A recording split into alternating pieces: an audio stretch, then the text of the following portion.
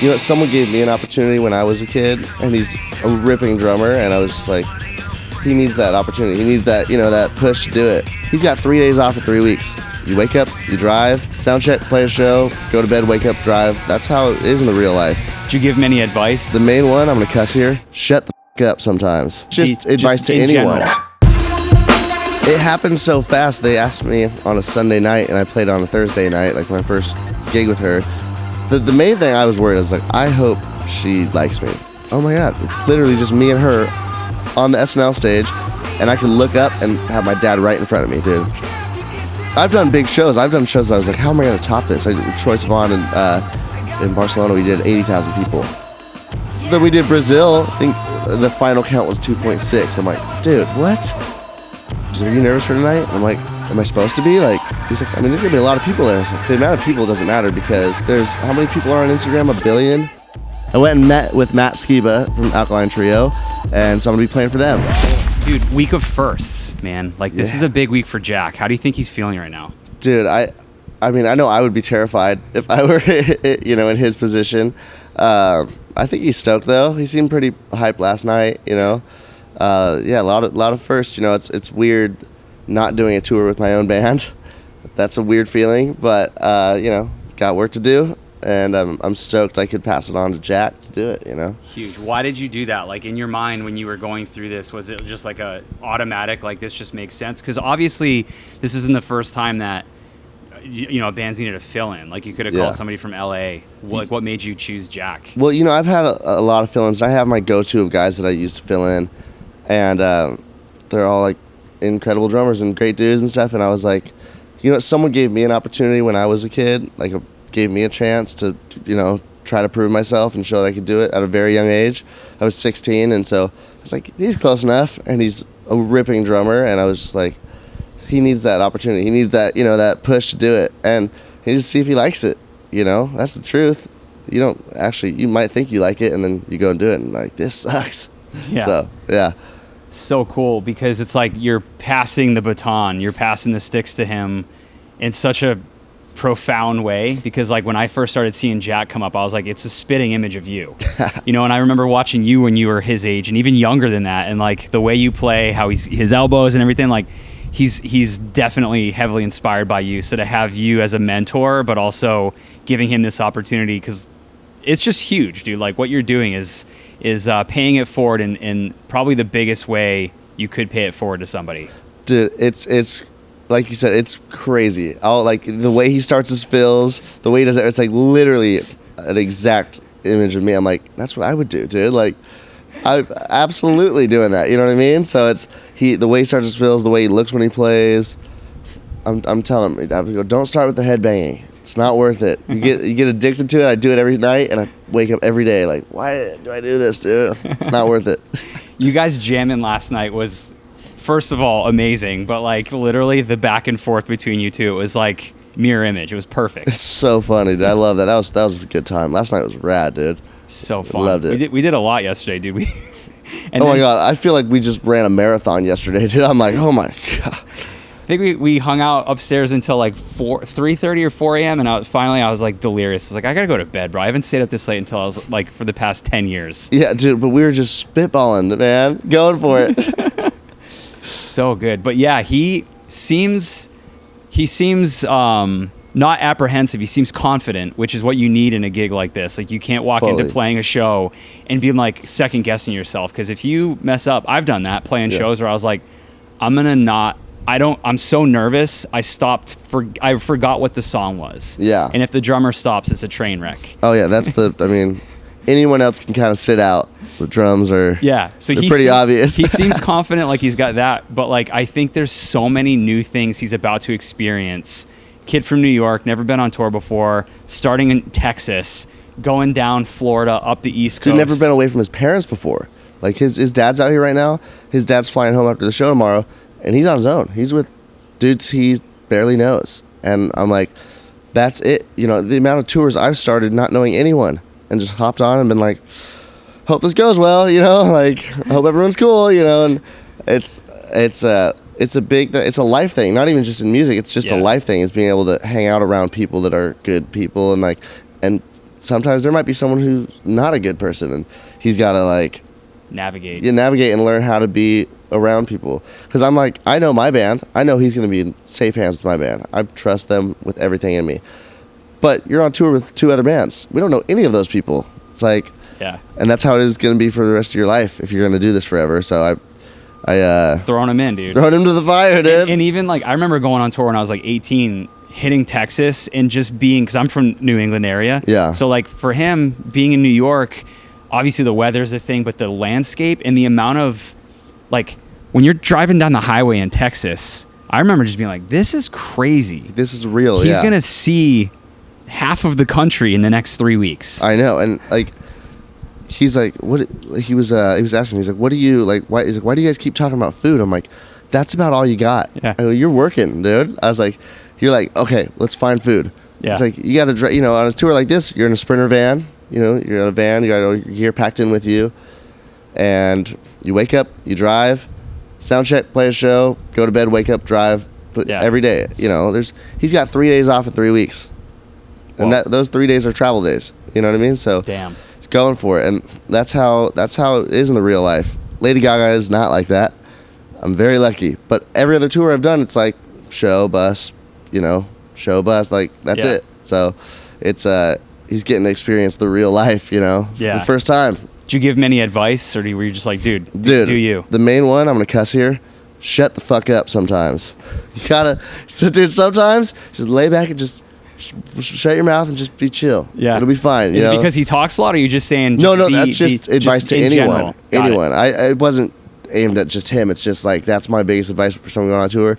You don't want to be the dude just like going at everyone. And if you're concerned about something, I told him, I was like, for something like this at first, if you're like a little worried about something, hit me up. Call me at any time. I'll answer. Unless I'm on stage, I'll answer. That's awesome. Because I had questions about things. I'm like, who's doing this? Who's doing, and I didn't want to ask, so I just didn't. And sometimes that's actually better, because you'll figure it out, because it always will work itself out. So just, chill out and kind of, you have to relax and just let it be in the hands of everyone else, because sometimes it's not up to you, everything that happens. What about for you going into the Gaga gig? That was, and you played MGK, Fall Out Boy. You had already done some pretty significantly large shows, but going into this, we're like, you're the drummer, and this is a full-time thing for you, and you're in this camp, in this world. For you, were there any firsts that were like hard to overcome? Did anybody give you advice going into the Gaga thing, or like crazy stories from the Gaga? Like what surprises did you have in your life when you joined this camp? Well, it happened so fast. They asked me on a Sunday night, and I played on a Thursday night, like my first gig with her. I knew that it was potentially coming, so I'd been learning a lot of the stuff, but I really went in and learned the songs for real and like went for it, and had one rehearsal with her and then did the show. And, so I didn't have a lot of time to stress out about it. It more happened. The main thing I was worried, I was like, I hope she likes me, because I'm like so different from her last 2 drummers, who are incredible and like so good at drums, but like the opposite of me, And I'm like, I don't know if she's gonna like me, or what if she doesn't like me as a person, what if she doesn't like the way I, anything. And so that was like, I was definitely like worried about that. And so coming in, I just had to like go as prepared as possible. I think the difference is on a gig like this, it's like Fall Out Boy or something like that. Even MGK can, he'll get recognized and stuff, but he can go to the grocery store. You know what I mean? Like, this is a high profile security like risk at all times. Like, they need to be on it.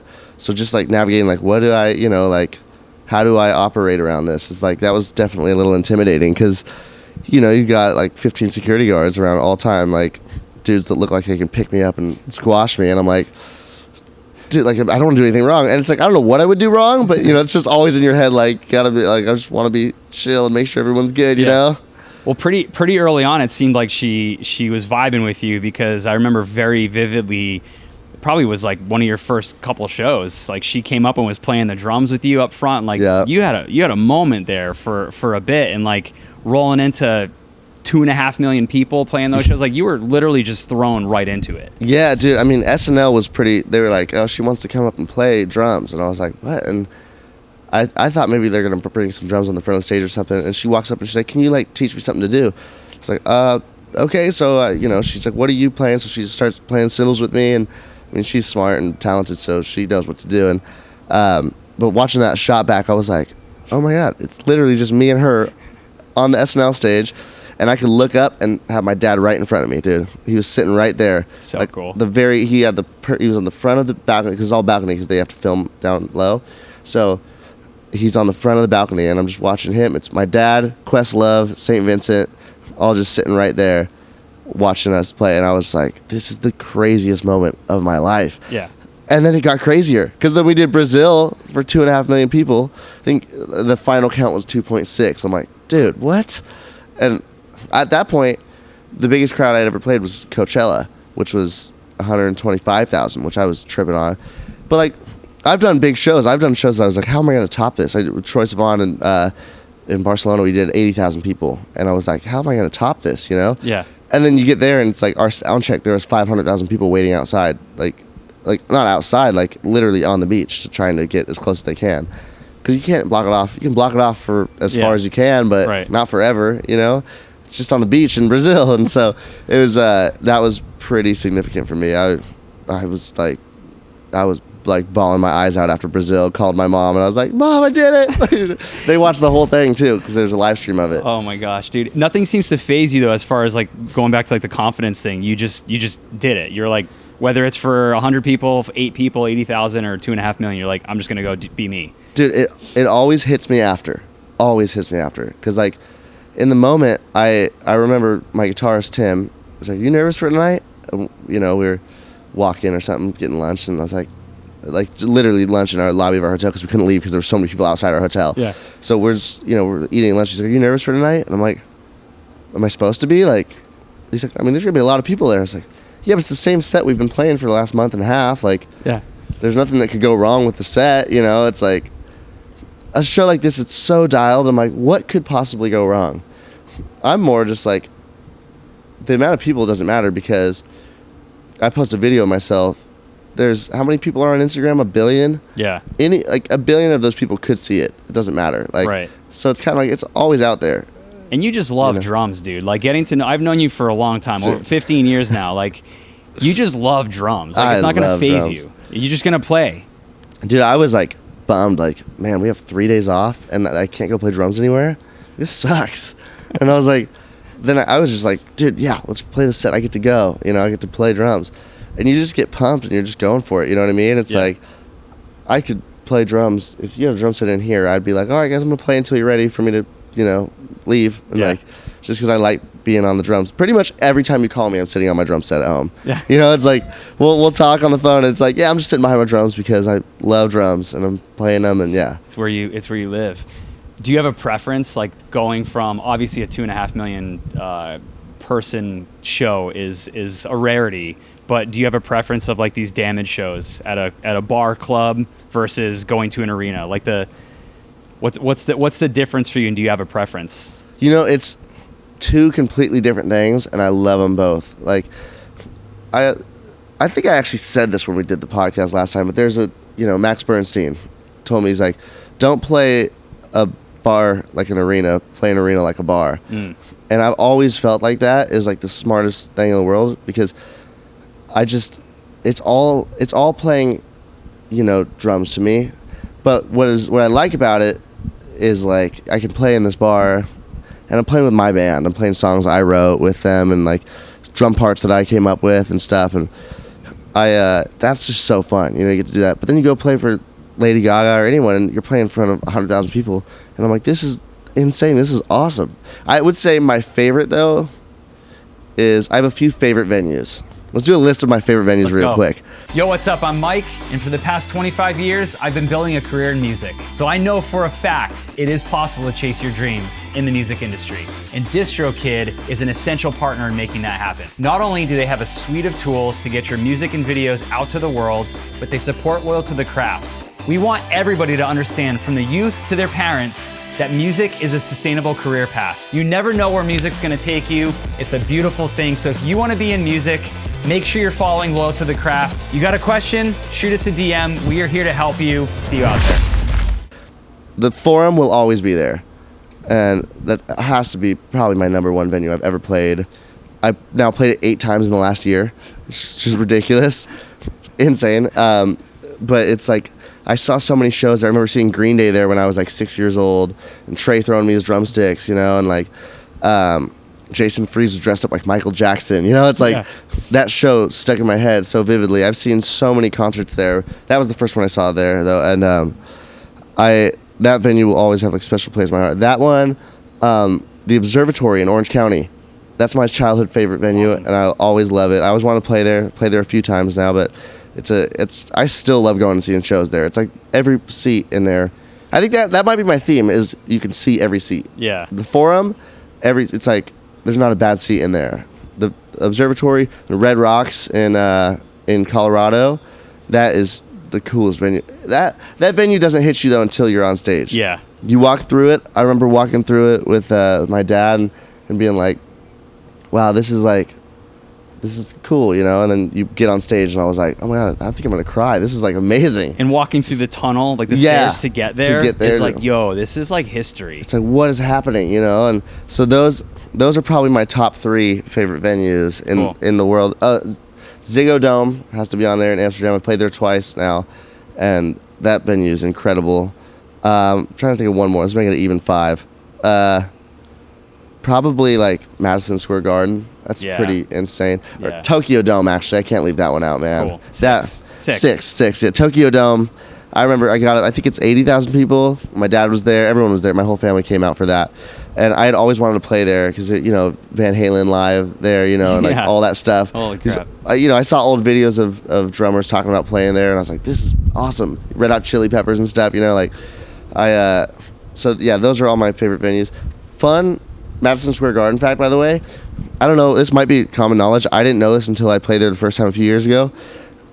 It's built on shocks, so when everyone's jumping, the entire building is moving.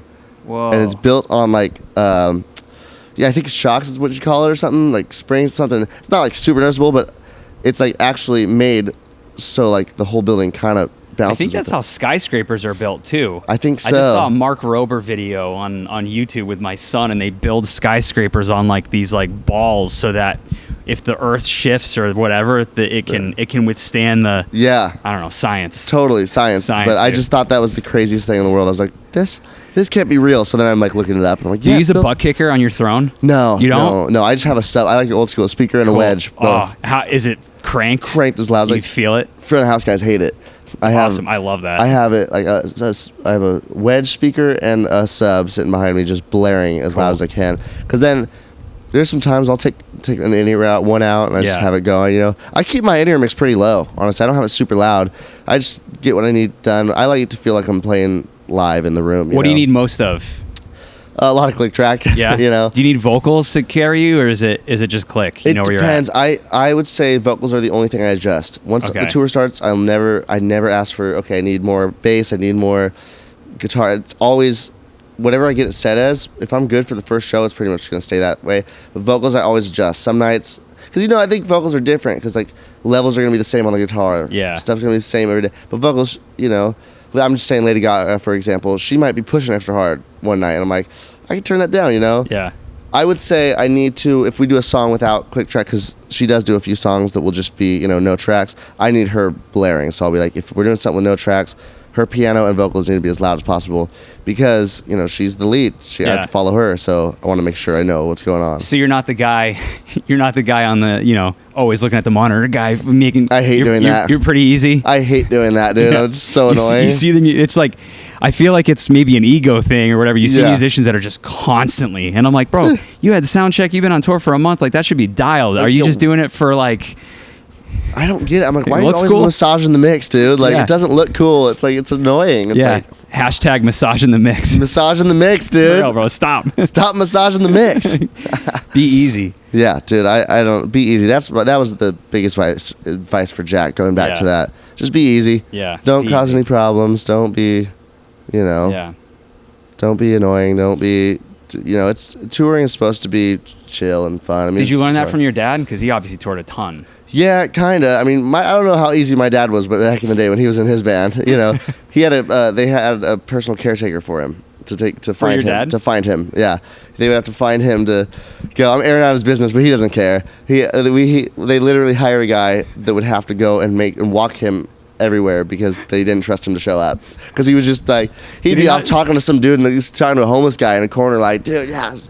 Anyway, and they're like, dude, we have to play a show. Like, did that ever happen actually, where he didn't show up for the show? Oh yeah, for sure. They had to go collect him, and you got to get him on here to tell some of his stories. Cause I envy that though, for real. I'm such a logistical, dialed in. Every minute of my day is planned, and then your dad obviously was successful and he got through it, and he's like, whatever, man, it's just happening. Yeah, he's just playing drums, playing music, and awesome. He always lived the life. You know what I mean? Like the life that people thought. It was a time period where you still kind of could, through the 90s and stuff. It's like you could still be that guy, I don't think that flies really much now, but shout out to your dad and your family though, man. From the get go, like obviously when you were I don't know, when I met you when you were like 10, like your dad was with you obviously, but like I've known you and him, and then obviously getting to know your family and like going to your spot and like your mom and your sister and everything. I don't think I ever met your brother, but like you talk about him a lot. So yeah, I'm not sure if you ever met him. But like he came to NAMM a couple of years. Okay. You might have briefly, but I mean NAMM was fist bump or something like that. But like family's so important, and seeing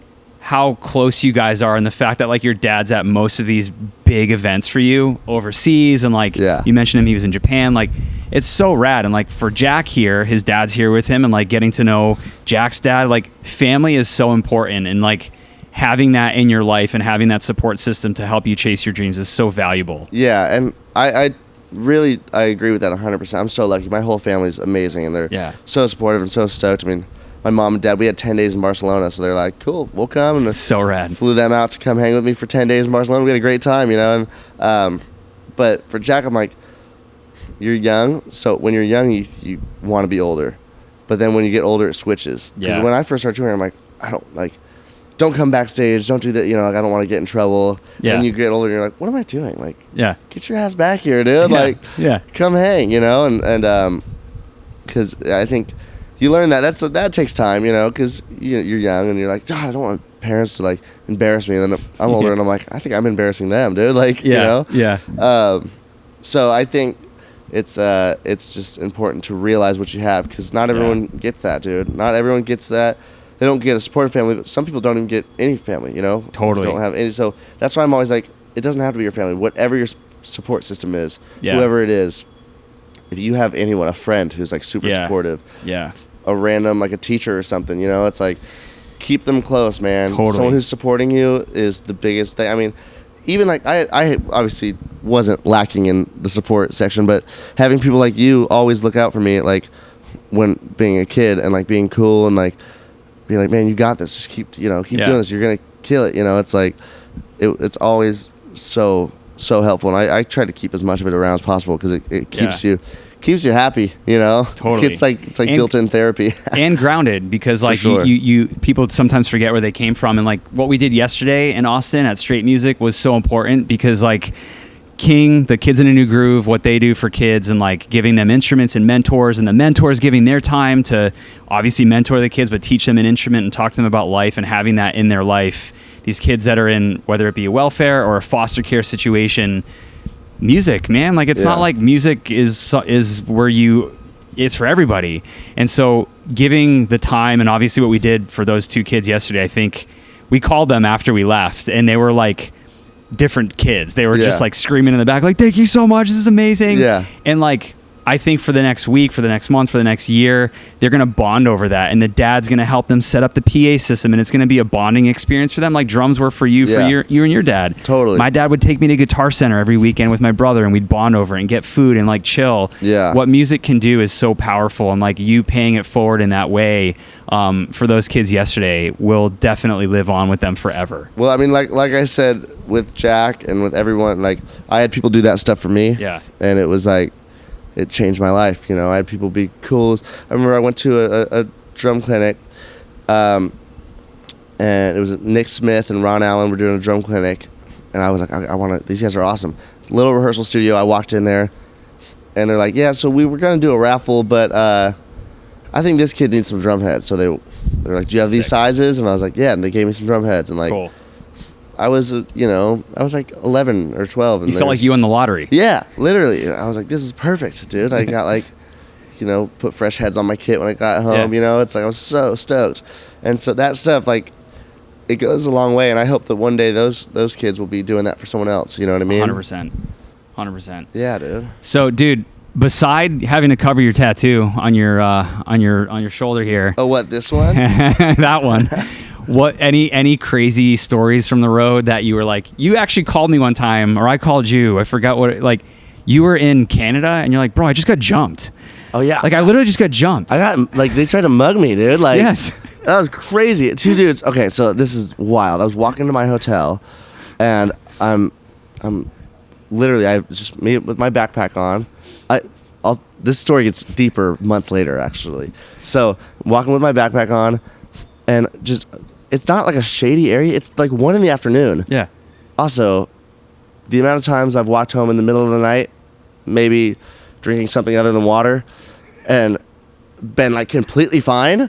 I'm like, what the heck, dude? And then so I'm walking in Toronto, and just under this random bridge, there's like, it's not like it's empty out. There was no one right there, but I just feel someone grab me. At first I thought it was someone from the tour, like messing with me, like pulling on my bag or something.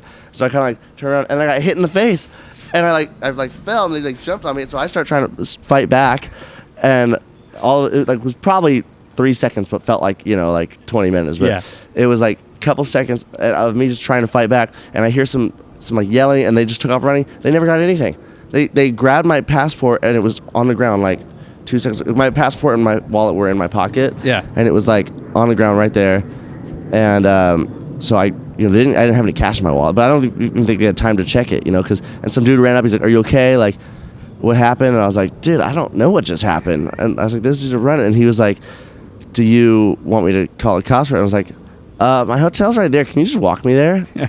And he's like, "Are you for real? You don't want to like call the cops or something?" I was like, "I don't know what they look like. It's just like two dudes in hoodies, like, or something." Yeah. So they didn't get anything at all. Well, months later, I'm in Barcelona, took a day trip in a rental car, and I have that same backpack. I went to a lookout, maybe probably about 20, 30 feet away from the car. We pull up to this lookout. There's a bunch of cars there. Walk up to the lookout, standing there, don't hear anything. Turn around. If I would have turned around, I could see the car right there. Yeah. And I'm standing there looking, and I turn around, and we walk back, and was the window down? I look, and someone had somehow broke the window, grabbed my backpack, and left. The same backpack. And I was like, dang, bro, that sucks. I was like, this backpack is bad luck for me, Destined to be stolen. Damn, that's what I get for thinking I'm cool wearing a snakeskin backpack. Was there things in it, your passport and stuff? Like, nothing too important. That's good. A pair of my in-ears, which sucked, but we got those replaced pretty quickly, and which sucks because those are the most expensive thing in there, but they won't work for anyone else. Right. Like, no one will ever be able to use those. That's you know crazy. what I mean? They were targeting you, dude. They just, I know it was because there was somebody sitting in a minivan. Yeah. With the door open, just sitting in there chilling. I thought they were just chilling, but there were so many people there. I'm like looking around, and no one says anything. They're sitting there.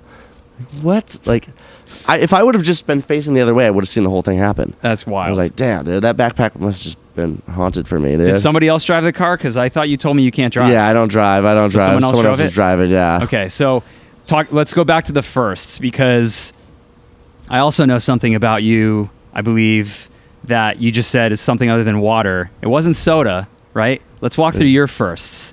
First things I've never done? Yeah, things you've never done that you would be open to trying. Let's make a top 5 list. I'm terrified to try. But not terrified, but like I know what you were saying. You're going home at night drinking something other than water. Like, you don't drink soda. You told me that last night. So let's go through the Tosh top 5 things that you haven't done that you'd be willing to try for firsts. Well, driving for starters. Okay. I don't have my license. I do have a learner's permit, but it's just a written test. But does that expire? It's probably expired by now. No, I just got it a month ago. Congratulations. Thanks, man. I got it like a day before I left for Japan. It's awesome. Yeah. Why did you do that? Because I want to learn how to drive. Okay. But I haven't yet. So okay. Cool. I'm down to learn how to drive. Terrified, but down. Okay.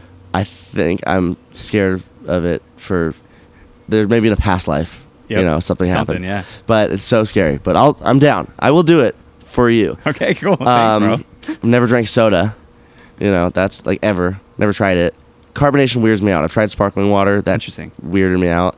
So I've never tried soda. I would try a sip. I'm not gonna like drink a soda. Yeah. I will try it to see what it tastes like. Is this like your family just water? Are they health? Is it like a health thing, or your parents just never had soda around? My mom likes soda. My dad like doesn't drink it, but he doesn't not like it. But it was just like never really in the house because I mean my mom drank Diet Coke, but we just never tried it, you know. Yeah. And me and my brother both never. And tried it never became like a, because my son's never tried soda either. Uh-huh. Like he's had a drink of a Coke, but like for health reasons, we're like, dude, we're just not. It's not good for you. It's not good for you. We're not doing it. But like sometimes he like fiends for it. He's like, I know it's something that I shouldn't have, so I want to just crush a Mountain Dew. And I'm like, I don't know if this is gonna be an issue. And he's like 13. Dude, and this is like, gonna be like a total issue. He's gonna be like, going for it.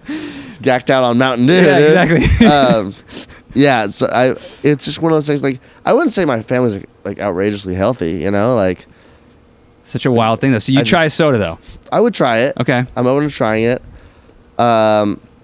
We got some more. I've never tried McDonald's. I've never tried a lot of fast food places. Okay. You know, McDonald's is probably the most shocking one for people. Yeah. But there's McDonald's, Taco Bell, Wendy's, Jack in the Box. Never tried any of that. Interesting. Stuff. But you love Wahoo's. Like Wahoo's is on a different. Wahoo's is not fast food. Right. I love In-N-Out.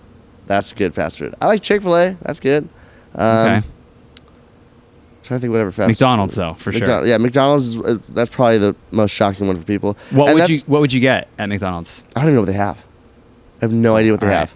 I Cool. could not tell you what is on the McDonald's menu Yeah. other than McFlurries. I don't blame you, bro. I haven't had McDonald's in like Ice- probably 20 years. It's not something Ice I cream get is down ice to. cream. So Yeah. I will eat a McFlurry. That's amazing. Okay. But I don't know what else. Like I couldn't even tell you what the name is. There's like the Mac Daddy or whatever. Like The Mac Daddy. something like that, you know? What's the Big Mac. Big Mac, yeah. Big Mac, yeah. That one. That's, Mac Daddy. You know, whatever it's called.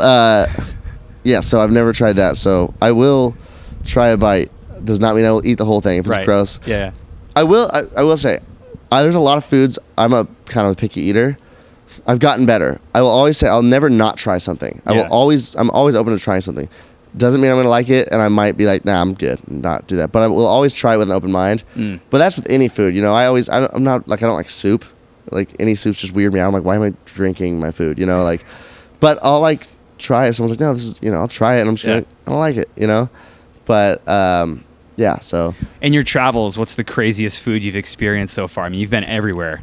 Has there Yeah. been, and you go, there's like traditions and there's things where it's like, here's, insert, in Asia, there's some wild things that are totally normal there, but for us, are like, holy moly. Yeah, I me's there's some like light versions of that are like just weird combinations that you try in places, like udon carbonara and stuff like that, like pretty regular stuff. But I've like gone in on some stuff. I was eating crickets and bugs in Africa when I was a kid, like just trying stuff out. Like, I'll eat whatever. The dumbest thing I've ever done with food, I'm like deathly allergic to shellfish, and I was like, also, this was only drinking water. I'm gonna clarify. I was like, yeah, I'll try a shrimp. I know it's shellfish. I've always been allergic to it. I have an EpiPen with me. And they were like, just show us what happens. And I was like, I won't say I'm on tour because they'll get destroyed. And I was like, yeah, watch. And I just like, this is also like middle of the day. I've had like accident allergic reactions. I had one, there's a video of it on YouTube actually, on an old Jaden tour vlog when I was playing for him. And someone was eating shrimp just next to me. And it got so, maybe something was cut with the same knife. I don't know. But I was like eating like Olive Garden or something like that. Yeah. He had like a shrimp Caesar salad. And I went into full anaphylactic shock. The entire record label's there. Everyone's there backstage. Well, what I do, sorry, I wasn't wearing underwear, but I have to pull my pants down and stab myself with my EpiPen. But I need someone to sit by me because I'm just like super like worried I'll pass out or something. Yeah.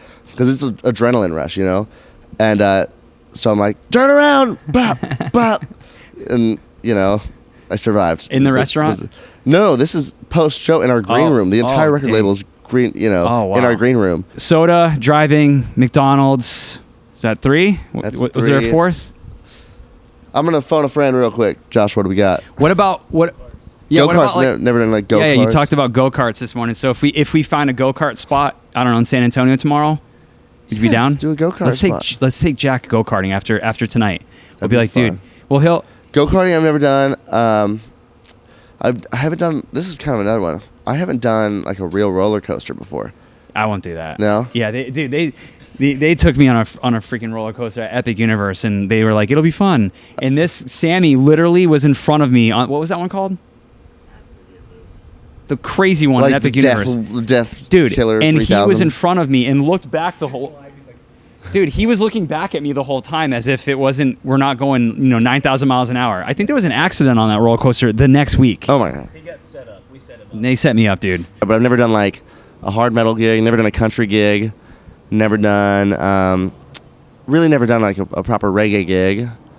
I think all that stuff would be really fun to. Do you have a preference? And is there an order to those? Because that's some first right there as well. Would you prefer to do a metal gig first or the hard rock gig? Is there a priority? If I could go to a reggae gig tonight, I would be over the moon. Cool. Like, dude, I would say 99% of my house is like the music that's playing. We have Sonos speakers through the entire house, and the majority of the time it's Bob Marley or some type of reggae. Yeah, like I love that stuff. I love that like more Southern California reggae. I love real Jamaican reggae. You know what I mean? Like Yeah. I love all types of. Cool. Man, you can't be mad listening to that. 100%. And I've never smoked weed, and I still You just love it. love reggae. Sick. Reggae and junk food. I'd be the best pothead if I did. Yeah, you but, would, bro. But I don't fucking do it. Maybe. Yeah, so what's after this Gaga gig? Dammage tour runs through March. You're going to go to Nashville at the end of it. Yes. Right? And Yep. like kind of end the tour with Jack and the guys. Just make sure he's all good and everything. Yep. And then that tour ends. Then we roll into spring. The Gaga gig. This tour cycle ends in April, right? Yep. April 14th, I get home. Yep. And then so what's next? What do you got for the summer? So I have a really cool opportunity. A friend of mine, Danny Lohner, reached out and said, he sent a video of me playing to this band, to the singer of the band, and apparently the bass player of the band also sent it to him, and they were parting ways with their drummer at the time. It was this whole thing, and so I went and I just gave it away. I went and met with Matt Skiba from Alkaline Trio, and so I'm gonna be playing for them. And so we have some touring coming up this summer, a couple festivals and stuff, and some other stuff I can't really talk about yet, because I don't know how much is what's happening yet, but working on a lot of cool stuff. They're doing the new album with Travis Barker producing it, which is awesome. I love that band, dude. I've been a fan of theirs for a very long time. I got to actually see them play side stage for 3 nights when they opened for Fall Out Boy, and I was playing for Royal and the Serpent. Yep. They did 3 of those shows, and watching Adam Willard, who's just a beast of a drummer, play was awesome. So I was a little intimidated, like, I have to go in and play. Obviously their original drummer is incredible. Yeah. Derek is so good. So good. But Adam I'd only ever seen them with Adam at that point because I'd never got to see them live before.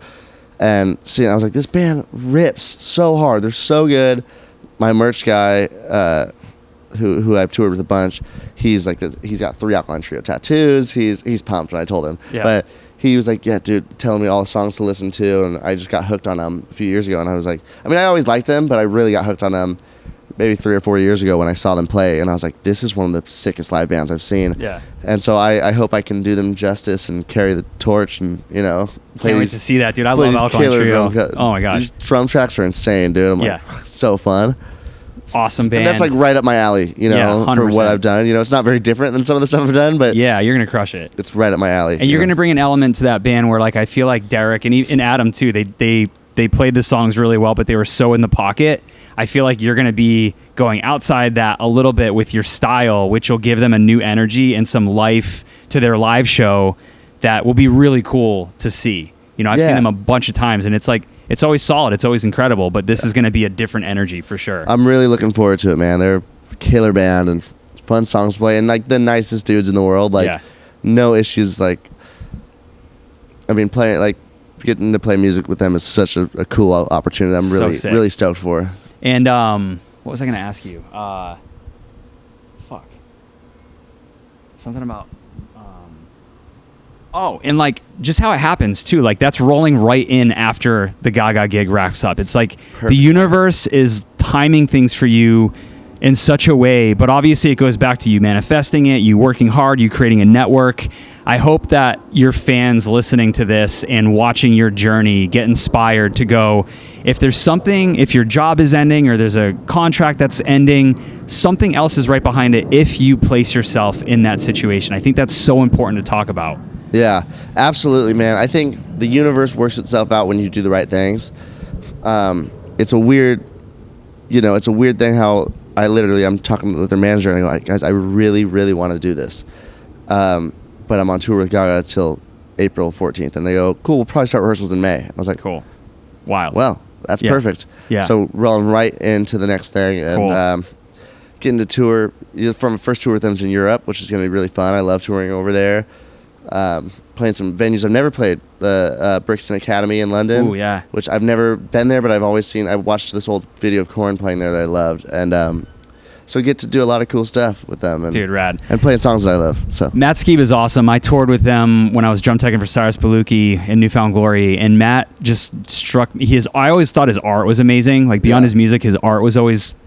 I was always drawn to it, and he just he has this vibe that he's just so level-headed and even keeled no matter what's happening. And I saw it throughout this tour, and I went up. What tour was that on? It was Alkaline Trio, Newfound Glory co-headlining. Sick. And I forgot who was opening. I had to leave that tour early because Trey Cool called me and he's like, "Yo, I want to switch to SJC. I'm coming to the factory next week." And so you were like, and I was like, "Yo, Cyrus, you know Nate Walker?" Mm-hmm. So he was teching for Alkaline Trio, and I was like, "Yo, could you do double duty for me if I leave for a week?" And I did. Trey Cool was like, I'm not going to say no to Trey Cool. Yeah, so I went to Cyrus and I'm like, yo, dude, could I leave for a few days and like I'll come back? And he was like, dude, 100%. It's Trey Cool joining your drum company. Yeah, go. For sure. I like Nate Walker. He's cool. He makes great cases too. Great cases, yeah. He played in Lit. Dude's a man. Yeah. He's got a Jason Freeze who plays in Green Day as well. Yeah. He's got his studios in the Get Off My Case warehouse. Oh, cool. Yeah. Cool. I've been over there a bunch, but yeah. So that I went up to Matt during that tour and I was like, hey man, like what do you do? Because you just seem so chill always, like teach me your ways. And he was like, read the book Catching the Big Fish by David Lynch and learn how to do transcendental meditation. It'll help you just be chill. Yeah. So maybe there's a collab we could do one day with Matt something like Skiba. that. Gotta get him he's such a gnarly artist too. Get him to paint a snare drum or something. Paint a whole kit, dude. He's sick. That'd be sick. All right, what else? I think that's it. Your hair looks fantastic. Dude, it looks so good. Bro. It's great hair, bro. No, it's great.